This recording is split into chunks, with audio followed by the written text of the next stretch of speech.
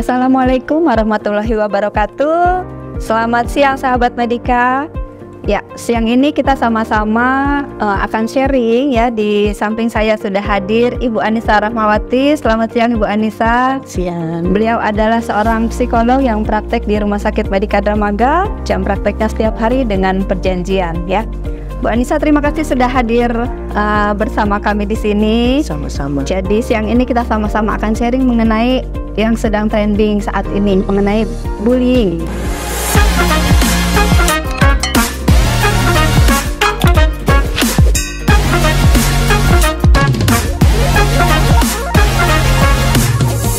Baik sahabat Medika, bullying itu apa sih? Ya, kita langsung saja tanyakan pada ahlinya dengan Bu Anissa. Ya, silakan Bu Anissa. Oke, bullying sebenarnya ini memang lagi viral. Sebenarnya bullying itu sudah sejak lama ada, cuman karena sekarang sudah ada sosial media jadi makin viral ya, lagi trending. Oke. Dan hampir setiap hari kita mendengar ada kabar tentang bullying ya.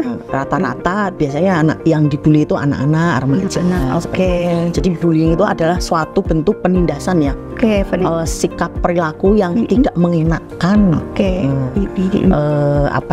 Yang membuat si korbannya itu mengalami perasaan yang nggak enak, tertekan, ada cemas.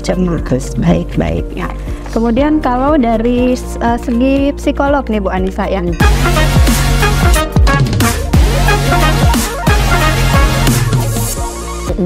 Mungkin Bu Anissa bisa menjelaskan ada macam-macam bullying itu seperti apa saja? Ada fisik, kemudian ada mental ya, mental, kemudian ada bullying melalui sosmed itu. Kemudian ada bullying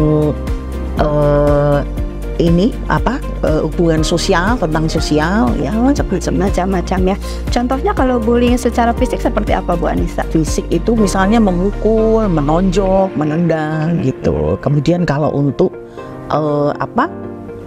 secara verbal itu melalui kata-kata yang tidak mengenakan. Kemudian kalau sosial itu misalkan mengajak teman-temannya untuk menjauhi si korban itu. Kemudian ada yang lewat media. Iya, baik. Dan yang sekarang lagi tren juga bisa melalui cyber juga ya.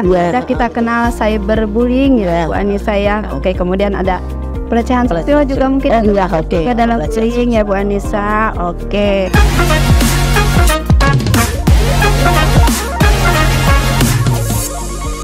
Nah, kemudian apa sih sebetulnya yang menyebabkan bullying itu terjadi, baik si yang pembuli maupun orang yang dibully itu?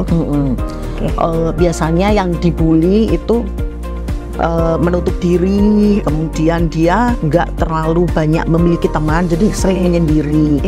Terus dia menunjukkan sikap yang lemah, jadi akan lebih mudah si pembuli untuk membuli gitu. Kemudian juga dia tidak aktif untuk berinteraksi, bersosialisasi dengan orang lain. Ya.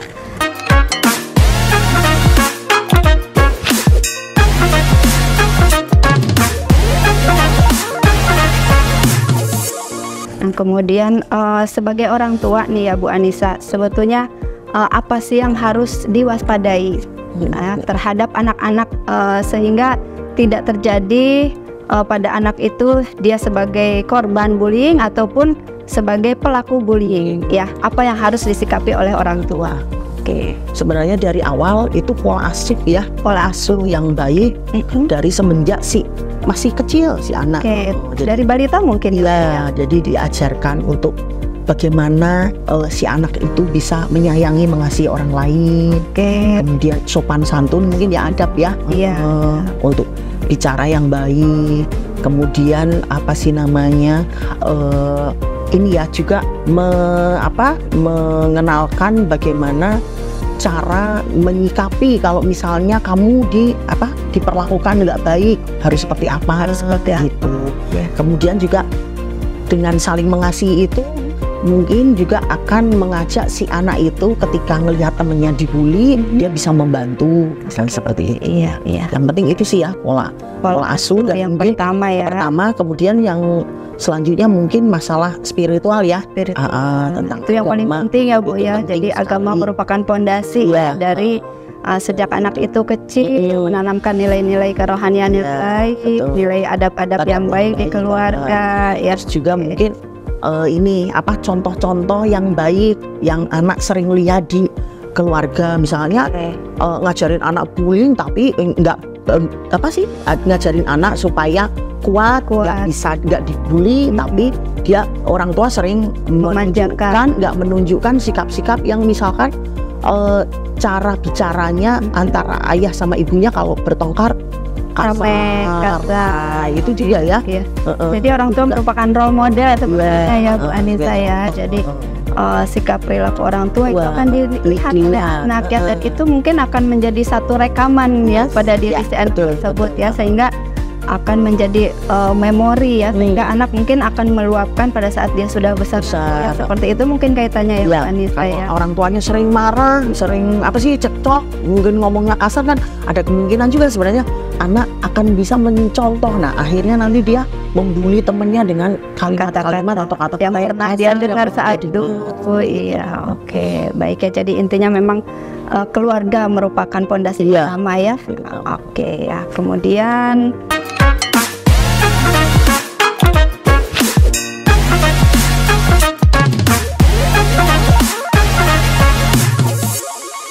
dampaknya ini seperti apa, Bu Anissa ya? Banyak ya. Dampak positif ada. Ya. Dampak. Nah kita bicara dampak dari korban dulu. Dampak dari korban bullying itu yang paling sering terjadi seperti apa?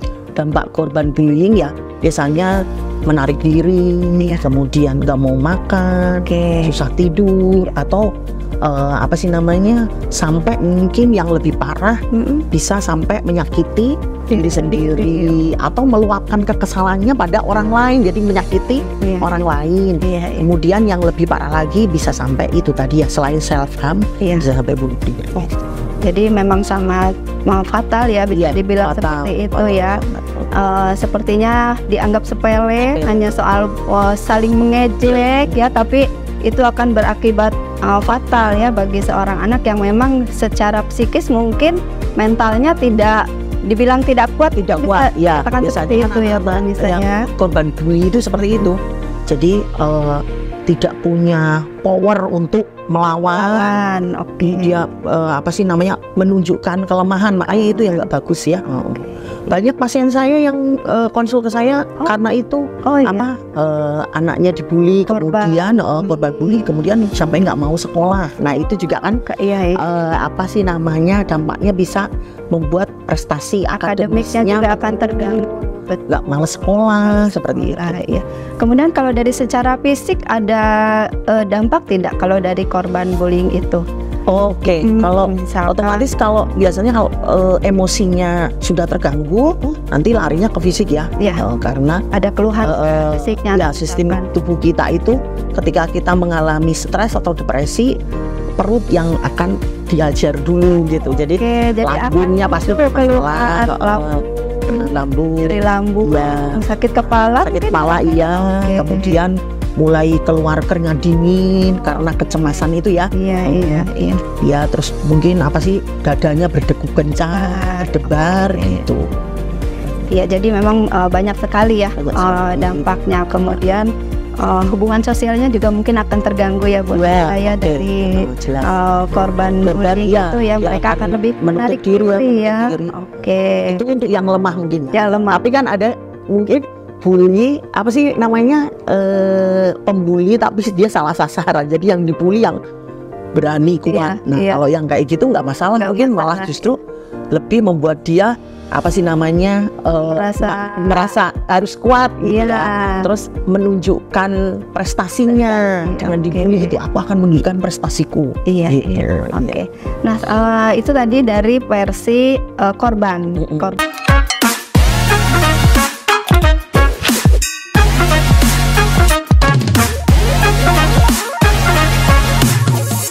Korban bullying. Nah, kalau dari versi si pembulinya sendiri, dampaknya bagaimana yang sering terjadi? Seorang yang sudah merasa berhasil membuli seseorang, dia akan berdampak seperti apa terhadap dirinya sendiri?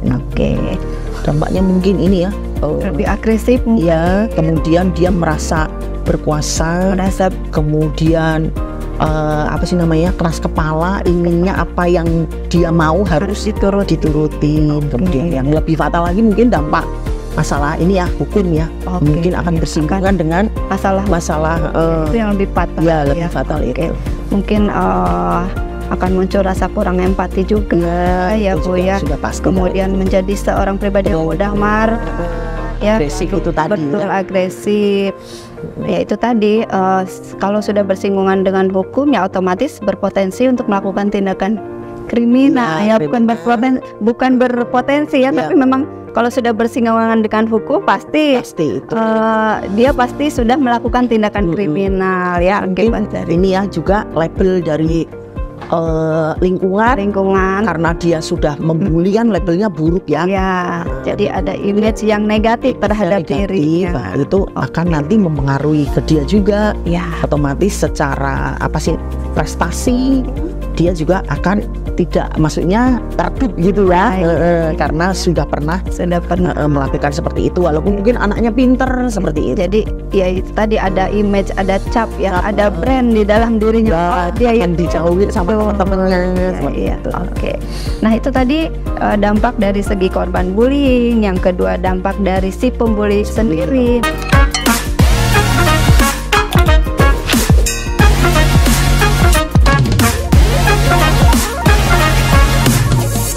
Nah, kalau dampak dari yang menyaksikan pembulian, ya, apakah ada sesuatu hal yang memang berdampak? Misalkan ketika kita menyaksikan satu pembulian terjadi, apa sih yang paling sering terjadi pada orang yang menyaksikan tersebut? Kalau dampaknya mungkin ada positif negatifnya juga ya.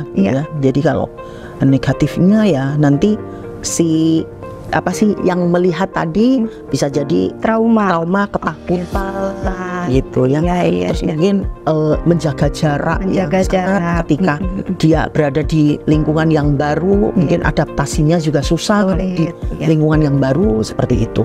Itu untuk dampak buruknya, dampak ini. Tapi dampak buruknya juga misalkan si yang melihat itu, menyaksikan itu ini orangnya juga mungkin arogan ataupun sebenarnya punya sifat keras, dia bisa meniru pembulian itu tadi. Jadi dia menjadi pembuli juga. Itu dampak yang paling negatifnya ya. Kalau dampak positifnya bisa dia menyikapi pembulian itu dengan itu tadi ya. Jadi kalau misalnya aku sekarang ngelihat nih temanku dibully, kalau nanti aku dibully juga aku akan melakukan hal yang mungkin lebih baik daripada temanku. Mungkin itu tadi menunjukkan prestasi agar si pembulinya mikir kalau mau ngebully saya. Terus mungkin aku harus berani gitu.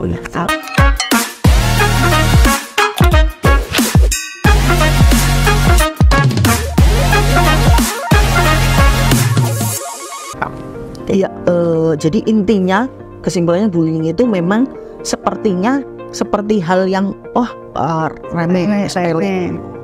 Tapi ketika kita menyaksikan korbannya ternyata sudah sebegitu parah dengan bullying itu, nah itu yang harus diwaspadai. Jadi jangan meremehkan bullying gitu aja. Begitu ketahuan langsung segera ada tindakan ya. Pertama mungkin korban harus segera diajak bicara, kemudian kalau memang butuh profesional ahlinya harus buru-buru ke psikolog. Mendapatkan penguatan dan psikoterapi gitu. Baik ya, jadi bullying pada anak ini bisa menimbulkan efek buruk ya Bu Anissa bagi kondisi fisik maupun mental si anak tersebut ya. Nah, bunda-bunda sekalian, sahabat Medika, bullying pada anak bisa menimbulkan efek yang buruk bagi kondisi fisik dan mental bagi anak tersebut. Ya, jika putra-putri Anda mengalami hal yang sudah tadi disampaikan oleh Ibu Anissa, jangan ragu untuk datang ke kami di Rumah Sakit Medika Dramaga dengan Ibu Anissa Rahmawati psikolog. Ya, kami akan selalu siap membantu semua masalah psikologi putra-putri Anda semua.